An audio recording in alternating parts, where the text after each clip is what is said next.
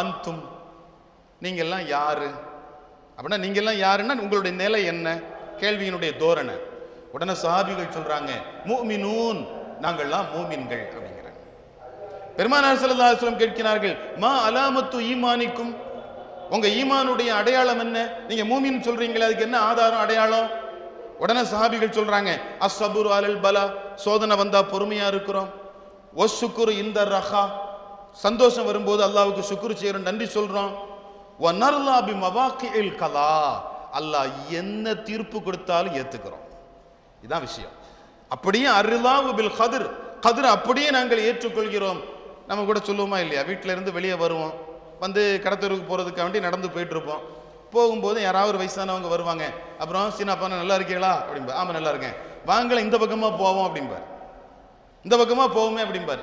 சரி, நம்ம இப்படி போக வேண்டியாலும் அவரு கூட சேர்ந்து அந்த பக்கமா போவோம். யதார்த்தமா ரோட்ல கிடக்கிற ஒரு கல்லு காலில் பட்டுரும், பெருவரில் லைட்டா ரத்தம் வரும்.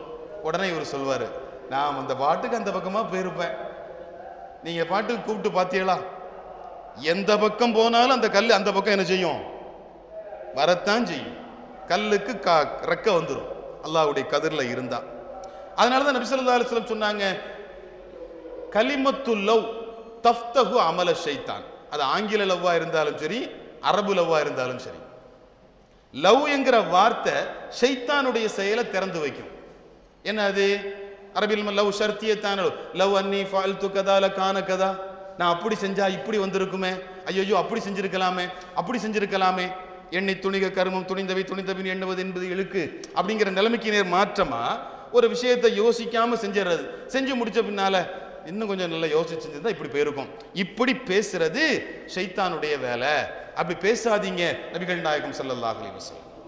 அப்ப பெருமானார் ஸல்லல்லாஹு அலைஹி வஸல்லம் உடைய சஹாபிகள் நமக்கு எல்லா வகையிலும் வழிகாட்டிகளாக இருந்தார்கள். நாம் தரீக்கத்திற்கு செல்ல வேண்டும் அருமையானவர்களே, அதான் விஷயம். அல்லாஹ் சொல்றான், யா அய்யுஹல்லதீன ஆமனு, ஈமான் கொண்டவர்களே, ஆமினு, ஈமான் கொள்ளுங்க, ஈமான் கொண்டவர்களே ஈமான் கொள்ளுங்கள். அது எப்படி? ஆமனு என்று வர வேண்டும் என்றாலே அல்லாஹ் ரசூலை கொண்டு ஈமான் கொண்டால்தான் மூமினாக முடியும். ஆனால் யா அய்யுஹல்லதீன ஆமனு, ஈமான் கொண்டவர்களே, ஆமினு பில்லாஹி வ ரசூலிஹி, அல்லாஹ்வு ரசூலையும் ஈமான் கொள்ளுங்கள் என்று அடுத்து சொல்கிறார். இந்த ஆயத்துக்கு நிறைய விளக்கம் சொல்றாங்க. அதுல ஒரு விளக்கம், யா அய்யுஹல்லதீன ஆமனு, ஷரியத்தை பின்பற்றக்கூடிய பெருமக்களே, ஆமினு தரீக்கத்திற்கு வாருங்கள், தரீக்கத்திற்கு வாருங்கள். லாஹிரிலே இருக்கக்கூடியவர்களே, பாத்தினியான ஞானத்திற்கு வாருங்கள். ஏட்டிலே படித்தவர்களே, ஆளை வைத்து வடிக்க வாருங்கள். ஏட்டின் மூலமாக அல்லாஹ்வை அறிந்தவர்களே, இனி ஒரு ஆளை வைத்து அவர் கரம் பிடித்து அல்லாஹ் என்ன என்பதை புரியக்கூடிய பாக்கியம் பெற்றவர்களாக மாற நீங்கள் வாருங்கள். அல்லாஹ் அழைப்பு கொடுக்கிறார். முரீதுகளுக்கு நசியத் செய்றாங்க, செய்யும்போது சொல்றாங்க, யா அய்யுஹல்லதீன ஆமனு ஆயத்து, ஈமான் கொண்டவர்களே, இத்தகுல்லாஹ், அல்லாஹ்வை பயந்து கொள்ளுங்கள். இப்ப முதல்ல ஈமான், இரண்டாவது தக்வா, மூணாவது அல்லாஹ் சொல்றான், வபுத்தகு இலைஹில் வசீலா, அவன் பக்கம் செல்வதற்கு ஒரு வசீலாவை தேடுங்கள், அவன் பக்கம் செல்வதற்கு ஒரு வசீலாவை தேடுங்கள். அந்த வசீலா யாரு? அதுதான் ஷேக். மேலே ஏறி போறதுக்கு ஒரு ஏணி வேணும், அல்லாஹ்வின் பக்கம் போறதுக்கு அல்லாஹ்வை தெரிஞ்ச ஒரு ஆளு வேணும், இதயத்தை தெரிந்த ஒரு ஆளு வேணும். நான் உள்ள போய் உட்கார்றேன், உட்காரும் போது என்னுடைய கல்பை அவங்க பார்க்கணும், நப்ச பார்க்கணும், அம்மாரத்து எந்த இடத்துல இருக்குன்னு பார்க்கணும். உடம்பெல்லாம் அம்மாரத்தா அல்லது அம்மாரத்து வேற எங்கேயாவது குடிக்கொண்டு இருக்குதா, குத்தணும். குத்துறதுக்கு எந்த திக்கரு கை கொடுக்கும்னு பார்க்கணும், அந்த திக்கரை மட்டும்தான் கொடுக்கணும். ஏற்கனவே ஒரு டைரி எழுதி வச்சிருந்த திக்கர்லாம் கொடுத்தாருன்னா சூடு வந்துடும், நமக்கு பைத்தியம் பிடிச்சு அலைய வேண்டியது மஜ்து. அப்ப ஒரு நிலைமை, அந்த நிலைமையை கண்கொண்டு காண வேண்டும், அல்லாஹ்வை அறிந்தவராக இருக்க வேண்டும். எனக்கு சுகர் இருக்குது அப்படின்னா சுகரை தெரிஞ்ச டாக்டர்கிட்ட தான் போக முடியும், இல்லாத இன்னொரு டாக்டர்கிட்ட போய் என்னுடைய சுகருடைய அளவை நான் கூட்டிட்டு நிற்க முடியாது, அதை நம்ம ஏமாந்துரும், ஏமாந்த மாதிரி ஆயிரும். அப்போ ஈமானையும் தக்குவாவையும் வைத்திருக்கக்கூடிய பெருமக்களே, ஒரு ஷைഖை தேடுங்கள்.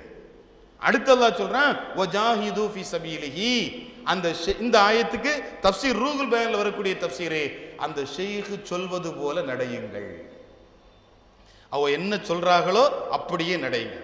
இந்த எழுதிட்டு ஒரு விளக்கம் அதுக்கு எழுதுறாங்க. ஒரு ஷேகுனா அவங்கள்ட்ட ஒரு முரீது இருந்தாரு, அந்த முரீதுட்ட திடீர்னு ஷேக் கூப்பிடுறாங்க. வலிமார்கள் சில நேரங்களில் சில காரியங்கள் செய்வாங்க, நமக்கு விளங்காது, இதுதானே பாஷா நாயகத்தினுடைய வரலாற்றிலே நம்ம நிறைய படிக்கிறோமா இல்லையா? பாப்பா அவருக்கு விருந்துக்கு போனாங்க, பணக்கார வீட்டுக்கு. அவர் பணக்காரரு, ரொம்ப நாளாக கூப்பிட்டாருன்னு சொல்லி பாஷா நாயகம் போனாங்க. அவர் வந்து பர்மாவுக்கு கப்பலில் சரக்கு அனுப்புகிற ஆள். அந்த வீட்டில் போய் விருந்து சாப்பிட்டுட்டு இருக்கும்போது பாஷா நாயகம் முரீதுகளோடு வர்றாங்கங்கிறதுனால விலை உயர்ந்த தலையணைகள்லாம் வச்சுருந்தாங்களாம், அந்த வீட்டில் விரித்து வச்சுருந்தாங்களாம். பாஷா நாயகம் போனாங்க, போய் கஞ்சை குடித்தாங்க. குடிச்சிட்டு வீட்டை விட்டு வெளியே வரும்போது அங்கே விலை உயர்ந்த தலைவாணிகள் வச்சுருந்தாராம் 2. அந்த 2ஐயும் தூக்கிட்டாகலாம். 2ஐயும் தூக்கி இப்படி வச்சுட்டு வெளியே வந்தாகலாம். இப்போ நான் மனுஷன் தானே அந்த பணக்காரரு, அவர் நினச்சாராம், மனுஷன் ஒன்றை வச்சுட்டு ஒன்றை எடுத்துகிட்டு போகக்கூடாதா, இப்போ 2ஐயும் எடுத்துகிட்டு போகிறாரு அப்படின்னு நினச்சாராம். நினச்ச உடனே பாஷா நாயகம் ஒன்றை கீழே போட்டுட்டு ஒன்றை எடுத்துகிட்டு வந்துட்டாங்க. எடுத்துகிட்டு வந்து வெளியே வந்து நின்றுட்டு விட்டு எரிஞ்சாகலாம். எரிஞ்சிட்டு வந்துட்டாங்க. கொஞ்ச நாளைக்கு பின்னால் பர்மாவுக்கு போன சரக்கு கப்பல் மீண்டு வந்து அந்த பணக்காரர் மீண்டும் பாஷா நாயகத்தை தேடி வந்தாராம். வந்தவர் சொன்னாராம், நீங்கள் 2ஐயும் எடுத்துகிட்டு போயிருந்தா நல்லா இருந்திருக்கும். ஏன்னு கேட்டாகலாம். ஒரு கப்பல் தான் தப்பிச்சுது, ஒரு கப்பல் தண்ணீரில் மூழ்கிருச்சு. சூறாவளியில் கப்பலில் பிளவு ஏற்பட்டு தண்ணி உள்ளே வந்துருச்சு. ஒரு ஓட்டையை உங்கள் தலைவாணி வந்து அடைச்சிது, இன்னொரு ஓட்டையை அடைக்கிறதுக்கு தலைவாணி இல்லை, எனவே 2ம் உள்ளே போயிடுச்சுன்னு ஆகலாம். இப்போ எப்போ விளங்குது? கப்பல், ஒரு கப்பல் வந்த பிறகுதான் விளங்குது. இதுதான் மனிதர்களுடைய இயல்பு. இப்போ அதுபோல நாம் அப்படி இல்லாமல் ஷேக் என்ன சொல்றாங்களோ அது நமக்கு இப்போது விளங்கவில்லை என்றாலும் அதனுடைய முடிவு நன்றாக இருக்கும். அப்போ அந்த முரீதை கூப்பிட்டு சொன்னாங்களாம், இந்த இடத்துக்கு போ அப்படின்னாகலாம். ஒரு குறிப்பிட்ட இடத்த சொல்லி, அந்த இடம் ஊர்லேயே பயங்கரமான விபச்சார விடுதியாம். இவருக்கு போவாரா? இவர் மனசுக்குள்ள வசுவாசம் வந்துருச்சு. நம்ம அப்படியெல்லாம் நம்பி ஏமாந்துட்டோமோ, இங்கே போய் போக சொல்றாரு, என்ன மனுஷன் இவரு அப்படின்னு சொல்லிட்டு போகாம இருந்தார். கொஞ்ச நேரத்துக்கு பின்னால ஒரு தகவல் வருது, அந்த விபச்சார விடுதியில இந்த முரீதனுடைய குடும்பத்து பெண் ஒருத்தியை கடத்திட்டு போயிட்டானுங்க. கடத்திட்டு போய் அவங்கள வந்து அந்த பாலியல் தொழிலுக்கு பலாத்காரம் பண்றாங்க. அதுல இருந்து காக்கிறதுக்காகத்தான் இவர் என்ன செஞ்சிருக்காக, இவர் அங்க அனுப்பி இருக்கிறார்.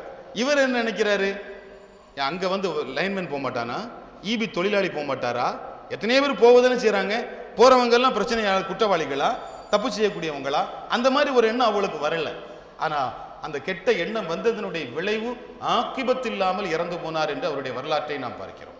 அப்ப ஷேக் சொல்வது போல ஜிஹாது செய்யுங்கள் லஅல்லக்கும் துஃப்லிஹூன்.